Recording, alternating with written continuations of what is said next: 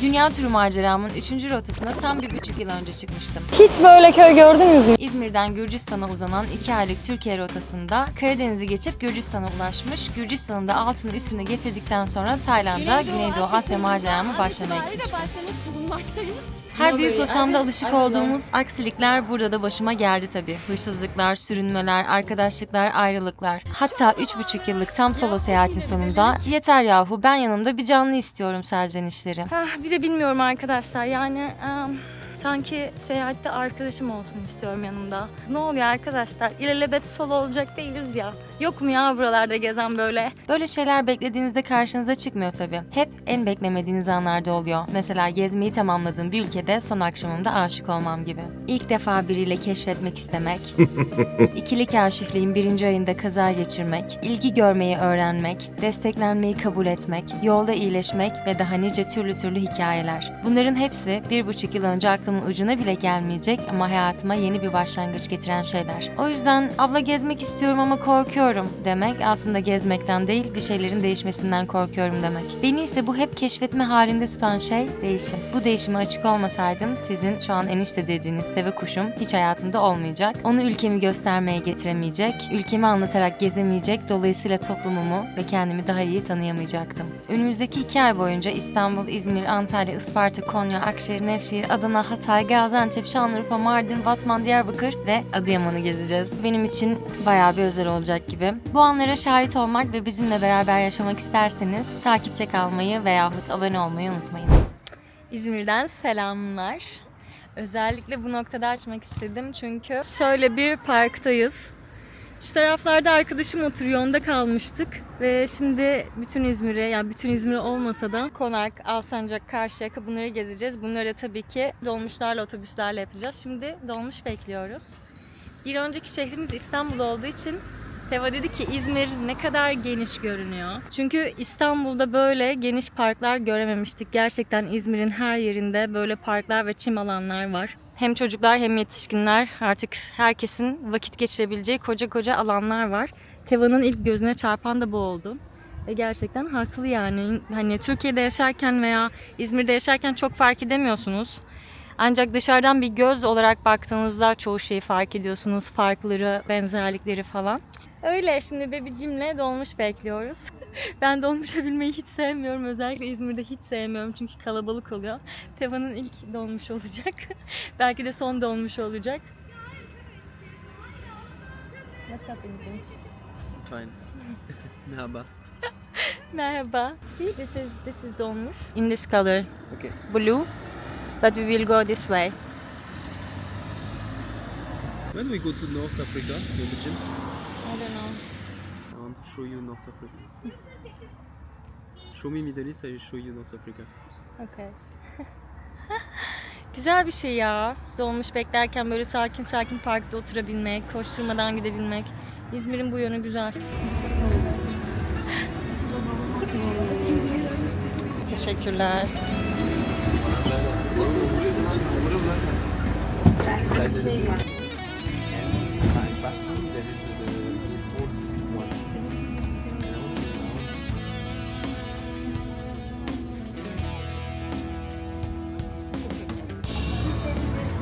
So this is the beginning of the main street of Karşıyaka. It goes to ferry station, and you see all the shops in the sides.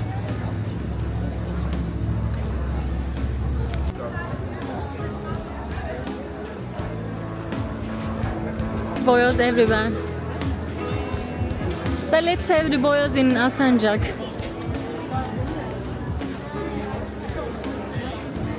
So this one is boyoz. This one, yeah.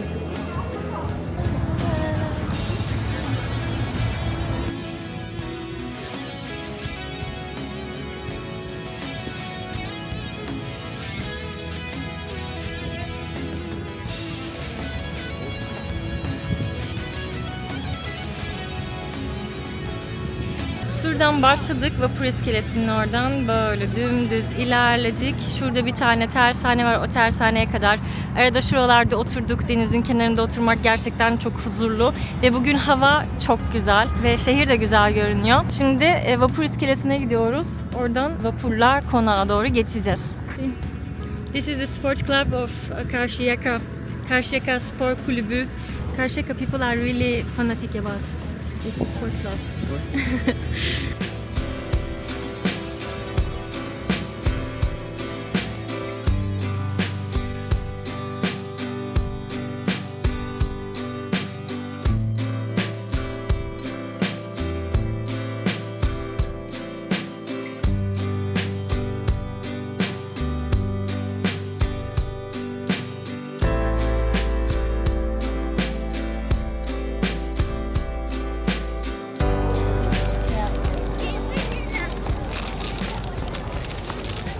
Kumru aldık tabii ki. Kumruların içerisinde bazen acı biber oluyor, bazen acı olmayan biber oluyor. This is spicy. And basically it's just bread, tomato, cheese and pepper. But the name kumru comes from the bread itself. Kumru ekmeğin adı arkadaşlar. Take it, okay. Yeah, I love the bread.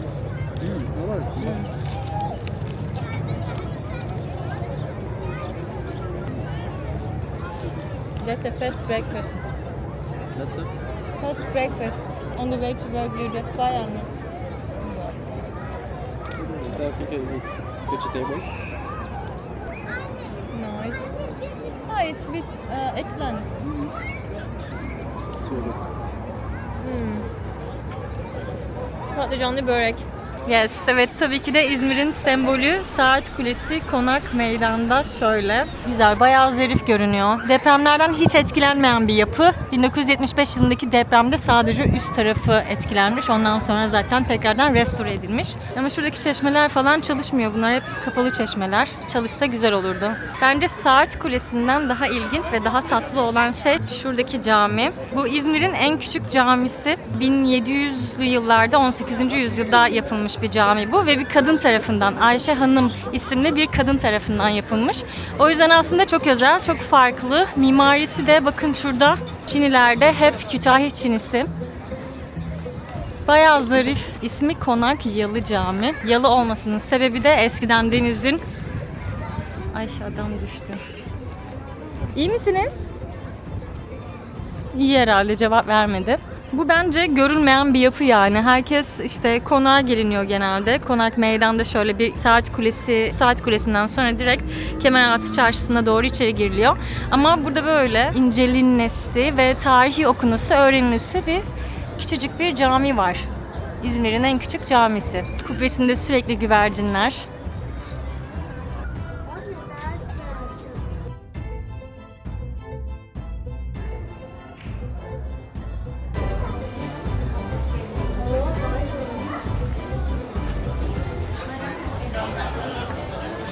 Sıcak mıyız? Mehmet abi gönderelim. Şunu arabaya çıkartın. Nereye gönderiyorsun? Hayır. O arabayı çıkarmam ya. Last time me and my mom we came here to eat döner. Yeah.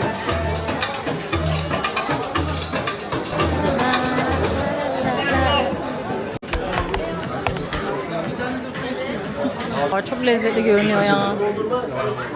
Oh la la. İbrahim Beyler'le İbo. Kaç top verdin karşı oğlum? Karşı İbo.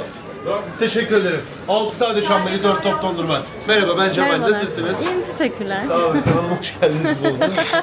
Evet, şambali fıstıklı, Halep cevizli. Üründe un This yağı, is with pistachio, this is with walnuts. Yes. Walnuts. Okay. arasında kaymak var. Kazanlı bir dolabımız. Birinci sınıf yoğurtayı sütünden hazırlanıyor. Portakallı, oreolu, incirli cevizli, antepli, bademli, espresso kahveli. Espresso kafe, almond, pistachio, orange, oreo, fig walnut, my friend. Okay, so this But, spangile. Turkish name sütlaç. Is a Sütlaç, milk wow. rice. Yes, my friend. Tiramisu, finish. Okay. Okay. So do you want to try that one or? Bir tane şambali söyle, bir tane kazandibi söyle misafirine. Beraber deneyeyim bence. Kazandibi mi sütlaç mı acaba? Şimdi sütlaç içiydi mi? Okay. Yok. Ya çok var, deneyecek her şey var da tek tek. Bence ne yapalım biliyor Çok da musun? yüklenmeden. Bir tane kazandibi, bir şambali idealdir. Tamam, okey, öyle yapalım o zaman. Sağlıklı dediğim Antepli mi, bademli mi? Kazandibi, fig, walnut, almond, pistachio. We will take one of this and one of the other one. My popular is almond. Okay, tamam. Almond, okay. Tamam. Şambali de o zaman normal fıstıklı kaymaklı. Tamam. Anlaştık. Tamamdır. You want to drink coffee, tea, lemon, my friend? Çay? Çay? Where Yeah. are you from? France, sabah? Sabah. Okay. Bir tane de çay var. Bir tanesi. Teşekkürler. İzmir'in ünlü. Bak, bir tane takipçi çıktı. Merhabalar. Nasılsınız? ki eşime ya takip ediyorum ben Ayşe Hanım'dır. Sonra dedim ki sevgilisilerine baktım Evet. arkanızda. Dün Hoş geldi. geldiniz. Hoş bulduk. Teşekkür ederiz. Sağ olun. Hoşçakalın. İzmir'in meşhur tatlısı şambali, sokak tatlısı. Onu denemeye geldik. Burada da meşhur bir tane şambalici var.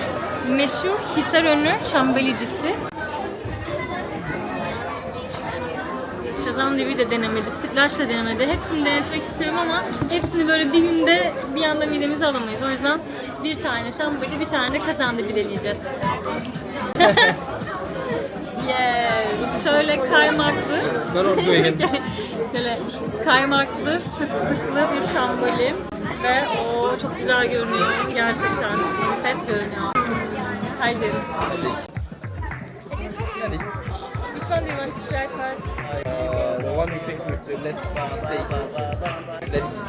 Let's try this one first. Yeah. I like this one.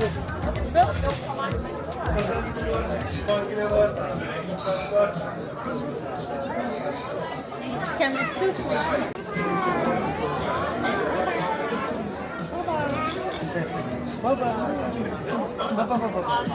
Oh, it's so good.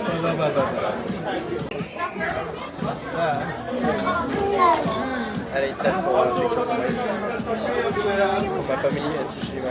Çok güzel.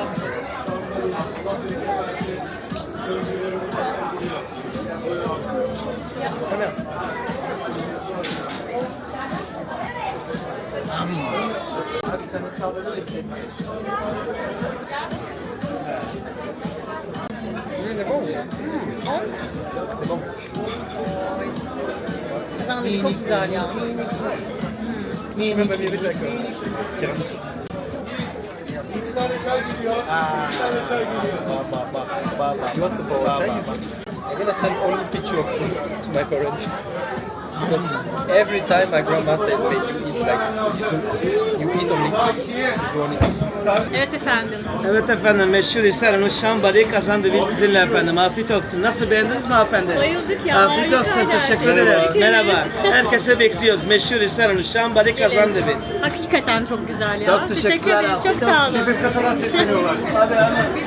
İzmir'in en abartılmayan yapılarında bugün 19. yüzyılda yapılmış barok tarzı bir cami. İzmir'de çok bilinmeyen bir cami burası.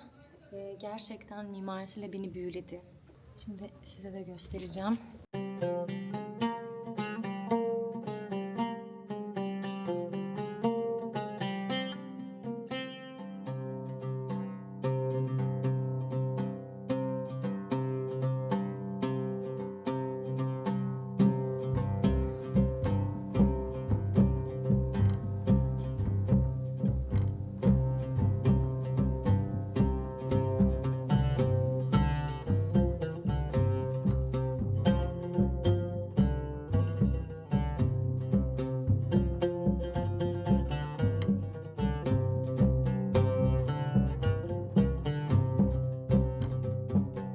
Şimdi kuşumuzu Alsancak'a getirdik. Şansımıza da burada böyle sokak boyunca bir retro panayır varmış.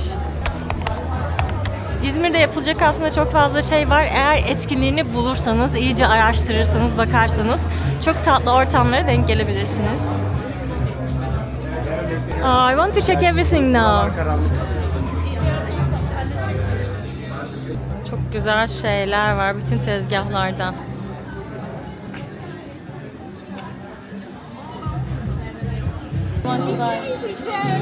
Selam. Sizi bekliyorum. Öyle mi ya? Süper, selam. Ne haber? Evet, iyiyiz. Nasılsınız? İyiyiz, teşekkür ederiz.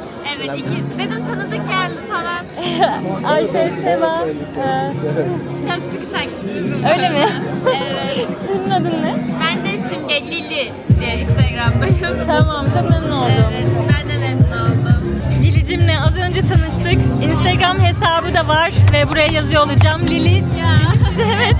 Takipleyin arkadaşlar. Bakın ne kadar güzel şeyler yapıyor. 5 ay sonra Erasmus öğrenim hareketleriyle İspanya'ya gidiyorum. Malum Avrupa'da güzel bir 6 ay geçirmek için tam hayalindeki gibi bir geziyi gerçekleştirmek aynı zamanda güzel de bir bütçe istiyor. Öncesinde nereden başlayacağımı bilmesem de sonrasında kendi küçük girişimimi kurdum ve defter tasarlayıp defter üretmeye başladım. Aynı zamanda onları çok yerde satışa sundum. Ama daha yeniyim ve yavaş yavaş ilerleyeceğim ve gelişeceğimi düşünüyorum. Eğer sen de benim bu küçük hikayeme ortak olmak istiyorsan sayfama davetlisin. Nerede yapacaksın Erasmus'unu? Romanya'da yapacağım. Romanya'da harika ya. Ama ben tüm Avrupa'yı gezmek istiyorum. Sonra da daha farklı. Zaten Erasmus yaparken zaten gezeceksin ve sonrasında da zaten umarım bütün dünyayı gezersin Çok yani. hayalim Hepimizin, ya. benim de hayalim o. Çok tatlısın. Takip ediyorum, o kadar güzel ki videoları falan izlerken işte bu istediğim falan böyle öyle oldu. Çok tatlı. Yapacaksın yani. İstediğin buysa Umarım olur. şu an karşılaşmamız bile işaret Bence- olabilir yani evet, kesinlikle. Bence de.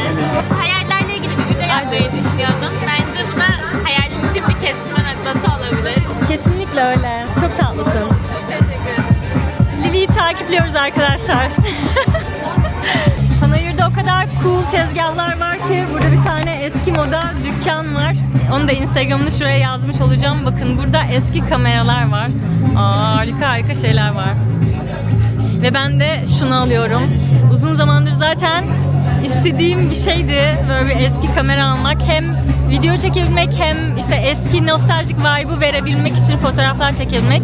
Artık gezerken bol bol kullanacağım. Gerçekten bayıldım ya.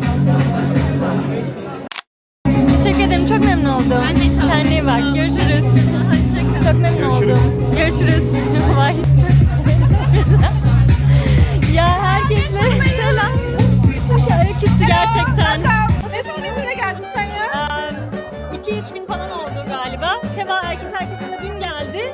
Bugün Süper, harika. yarın Efes'e gidecek. Kesince'ye gideceğiz. Oralara gideceğiz. Hoş geldiniz. Ben ne kadar attın yemekte? 2 ay bir kere gezeceğiz beraber. Süper. Güneydoğu'ya da gideceğiz. Akdeniz'e de gideceğiz. Bayağı kafa yapacağız. Harika. İyi oluyor. Ben severek takip ediyorum. Benim için iyi yolculuklar. O kadar insanlar tanışıyorum ki 2 dakikada ya wow. Follow me, Sirius Kendo. Ne ismin? Instagram ismi? Sirius Kendo. Sirius Kendo. Tamam takipliyoruz. Ya çok tatlılar. Bak Teva'nın 2 gün sonra doğum günü olacak ve hediye vermek istediler. Teva. So cute. Ya harika ya çok tatlı. Ne güzel şeyler var çevrede. I look for here Teva. Kıyafetler var bir tarafta, notebooklar var.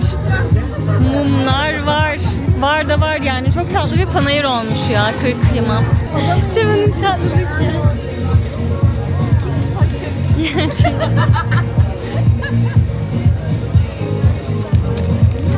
Ya çok tatlısınız ya. Yok gerek yok. Poşet yok. Yok zaten poşet. Ya çok teşekkür ederiz ya. Çok tatlısınız. Doğum günü. Tekrar hoş geldiniz. Hoş bulduk. 2 days after. Yes. Tekrar hoş geldiniz. Hoş bulduk ya. Ben Bartın İçerik Koordinatörüyüm. Öyle mi? Memnun Sizlerinizi oldum. görmekten çok mutluluk duyuyoruz. Teşekkür ederim. Ayşe ben İyi ki çok geldiniz. memnun oldum. Teşekkürler. Sizin Umarım isminiz memnun neydi? kaldınız. Ebru ben. Ebru. Çok memnun oldum. Ya harika görünüyor sokak ya. Teşekkür Bütün ederim. tezgahlar o kadar Sağ olun. güzel ki ve o kadar yaratıcı şeyler var ki. Yaklaşık 2 yıldır düzenlediğimiz bir konsept bu. İzmir'in buna ihtiyacı olduğunu düşünerekten yola çıktık. Şimdi Bence de artık kesinlikle, oturduk. kesinlikle. Ve çeşitli işbirliklerimiz oldu. Faruk Club yakın arkadaşımız. İşte Faruk, Fatih aynen Süper. öyle. Burada mekanlarla da tanışınca bütün bu network'ü el emeğine dönüştürelim. Evet. Oraya yansıtalım. Çok iyi olmuş, çok yaramış. Ben zaten düzenli şekilde İzmir'de yaşamıyorum son 3 Evet ben sizi yıldır takip falan. ediyorum önden. Daha önceden. Ve İzmir'de eksik bulduğum bir yandı bu gerçekten. O yüzden geldiğimizde buna denk Gelmenize gelmek çok bana sevindim. çok iyi hissettirdi ya. Güzel bir Ayaklarınıza keşif. sağlık. Var mı Teşekkürler. isteğiniz? Yok teşekkürler. Biz tezgahlara İhtiyacınız bakıyoruz. olursa ben buradayım. Tamamdır. Teşekkürler. Hoşçakalın. She's the coordinator of this collective. Sanki benden yürekli misin? Of ya. Canım İzmir ya.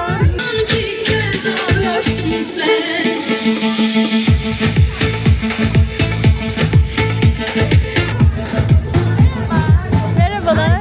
Evet. Sizin adınız ne? Özge bende. Özge. Ayşe. Memnun oldum. Heba. Mehmet.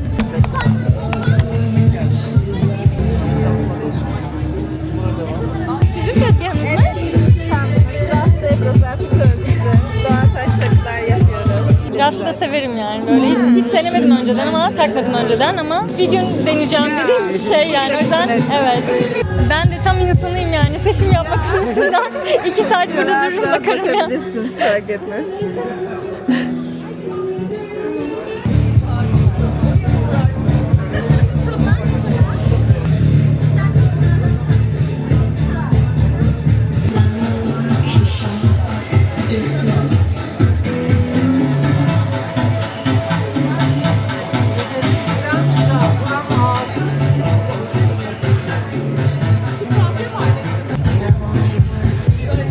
O kadar uzun zamandır bunu istiyorum ki burada yaptırdığım için çok mutluyum. Nasıl? Ay, çok güzel. İkisi de güzelmiş bunun. Evet. Güzel. Böyle şey gibi görünüyor dokunduğunda sert bir şeymiş gibi görünüyor ve hissini sevmeyecekmişsin gibi ama Sentetik saç bunlar. çok harika ya. Bunlar takıldığı gibi çıkarılabilen, çıkartıldıktan sonra takılabilen saçlar. Çok güzel oldu ya. Alsancak'a gelmişken Varuna'ya gelmemek olmaz dedik. Seva'ya burayı da göstermek istiyorum. Çok oturmayacağız ama bu kafenin konseptini de, sahibini de, her şeyini de çok seviyorum. O yüzden göstermek istiyorum. Bilmeyen belki vardır. Buranın sahibi Murat abi. Eskişehir'de de var. Bildiğim kadarıyla Antalya'da da var, İzmir'de de var. Çok fazla gezgini ve beni de dahil olmak üzere çok fazla gezgini destekleyen bir gezgin abimiz. Zaten dünyanın bütün ülkelerinde gezmiş, bitirmiş. Bütün gezginlerin hayali böyle bir yer açmak. Murat abi o konuda bize tam bir ilham kaynağı. Çok tatlı olmuş ya bazı köşeler. Yani her sene geldiğimde değişiyor. Kafenin konsepti ve yeni yeni şeyler ekleniyor. Memocuğumuz. Tam bir gezgin dostu, kral bir insan kendisi ya.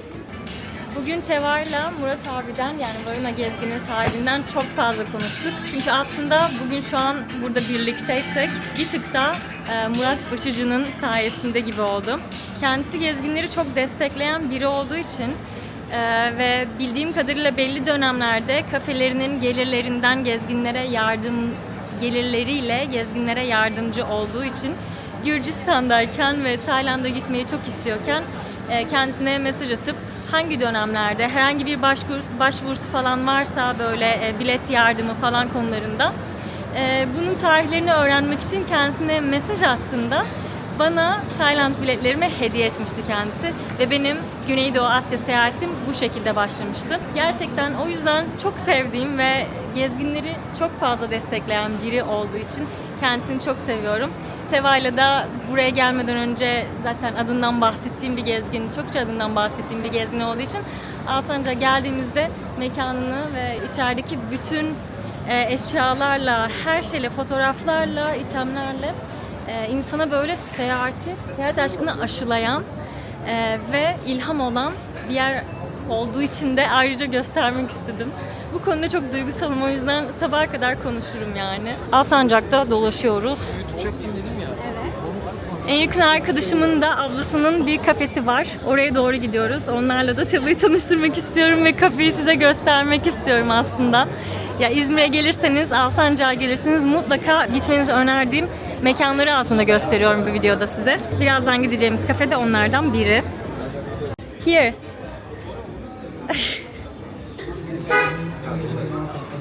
Selam. Ne haber? İzmir'in en güzel kafesine geldik.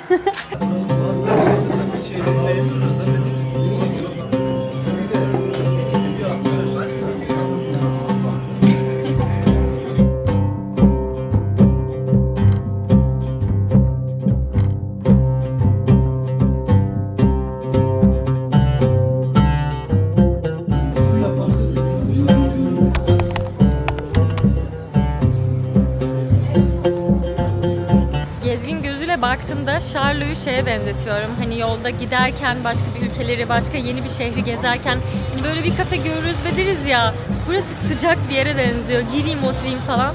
Tam olarak o hissi veriyor bence onun önünden geçen ve orayı bilmeyen insanlar için. O yüzden şiddetle tavsiye ediyorum. Bir çaylarını için, çayları çok lezzetli, inanılmaz lezzetli ve bir çeşit makarnaları var. Kremalı tavuklu mantarlı makarna. Penne makarna yapıyor ve çok lezzetli. Porsiyonu falan da bayağı büyük ve bence İzmir'in en iyi makarnası bile olabilir yani o derece. Şu kadarcık yerimiz kalmıştı. Dedim ki bunu da bombayla dolduralım ve bu epik anı kaydetmek istiyorum. Me now? Yeah. It's a real bomb, no?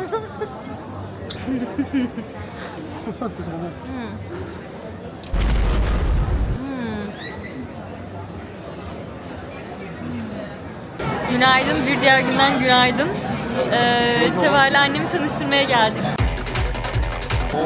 Teval'le annemi tabii ki de bir güzel bir kahvaltı masasında tanıştıracağım. Birazdan annem gelmek üzere ve bir tık heyecanlandım. İlk defa tanışacaklar. Uzun zamandır birbirlerini duyuyorlar, biliyorlar tabii ki. Ama ilk defa yüz yüze gelecekler. Bostanlı'da buluşuyoruz. Bostanlı'da çok güzel bir kahvaltı mekanı var. İsmi Filozof Kahvaltı. Öneriyorum. Kahvaltıları sınırsız oluyor, yumurtalar hariç. Herhangi bir tabak bittiğinde yenisini getiriyorlar direkt. O yüzden 10 numara tamamen doyurucu bir kahvaltı olacak.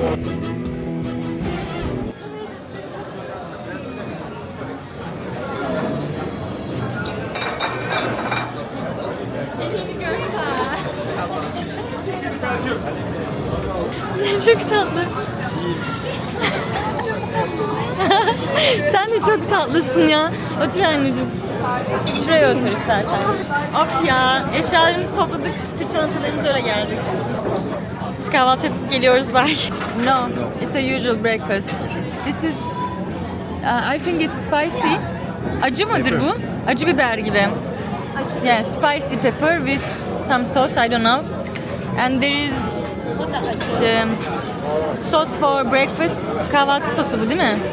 Olive zaten biliyorsun, you know. And pişi.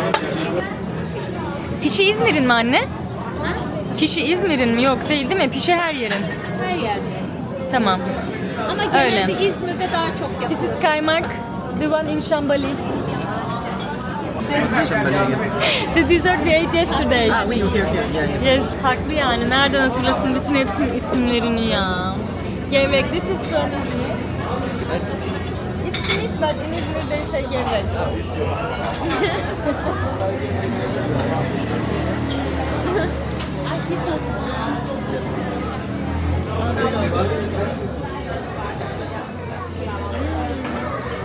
Çok güzel anne.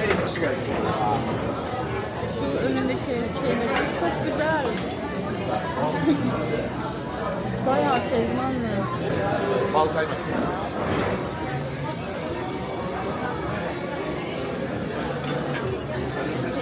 Bak ya.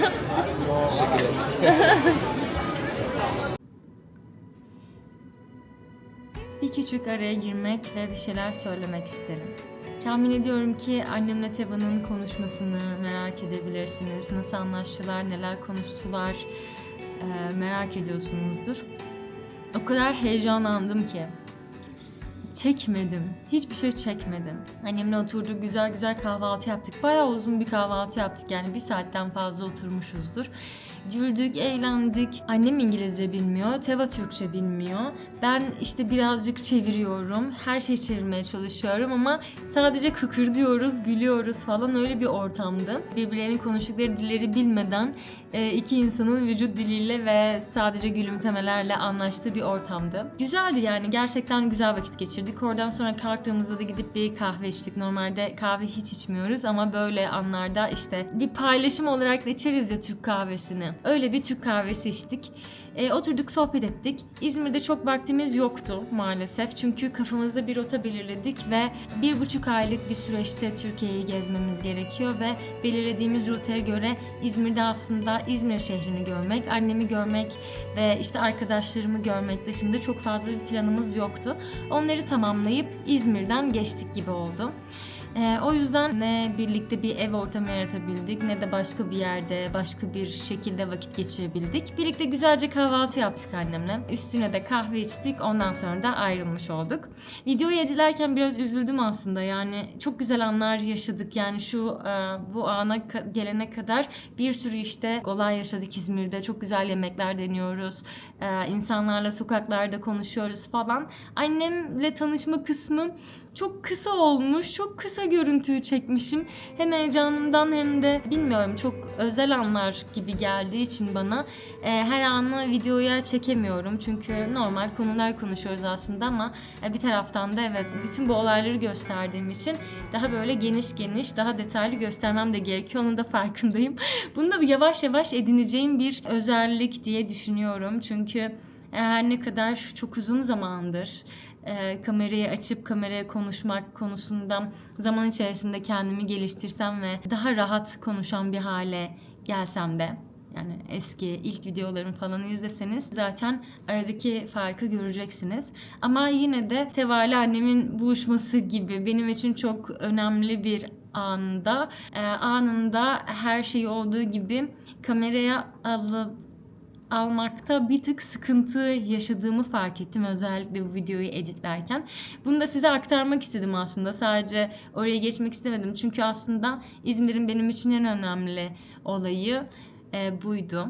Muhtemelen başlarda bunu yazmış olacağım zaten. Ve kısacık böyle saniyeler içerisinde 1 dakikada biten bir durummuş gibi göstermek istemediğim için araya böyle bir konuşma yapmış bulundum. Öyle. Videonun devamında görüşmek üzere. Daha sonrasında Şirince'ye geldik.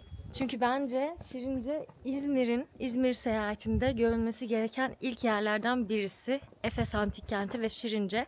Biz önce Şirince'ye geldik. Şirince'yi biraz gezdikten sonra Efes'e inip Efes'i güzelce gezeceğiz. İlk önce kaldığımız yeri göstereyim size. Sonrasında Şirince turumuza başlayalım. Kaldığımız yerin ismi 40. Dağ Evleri. Şirince merkezde de konaklamaları var ama şu an kaldığımız yerdeki gibi böyle büyük dağ evleri de var. Şirince merkez birazcık daha turistik ve kalabalık olduğu için böyle doğayla baş başa bir yerde kalmak istedik. İnanılmaz temiz bir hava, inanılmaz güzel kokular ve sesler, kuş sesleri var çevrede. Odalar da gerçekten çok iyi.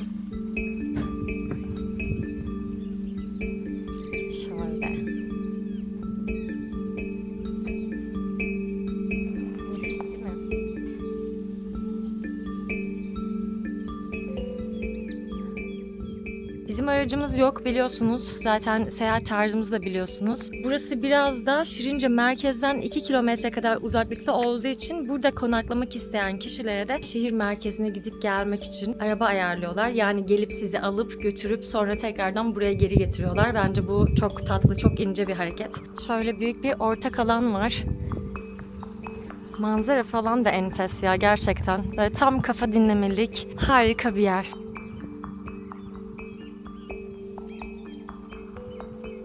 Şurada orman yolları, patikalar falan da var. Böyle sabah erken saatlerde kalkıp yürüyüş yapmak istediğinizde falan çok tatlı oluyor gerçekten. Öyle aman aman bir uzaklıkta da değil. Ve zaten Şirince merkezde de konaklamaları var. Ayrıca restoranları da var. Seva ilk pidesini deniyor şimdi. Hadi bakalım. Kaşarlı kuşbaşılı pide. So no, you say it's not the classic one. It's No, one of... like it's one of. It can be very hot. Be careful. Çok Çok iyi. iyi. Yok. Tamam. Çok iyi ya. This is beef. It's beef, yes. It's really big. I thought that was small. No, there are 2 pide. One 2 pide. One pide. Bir. Çok iyi.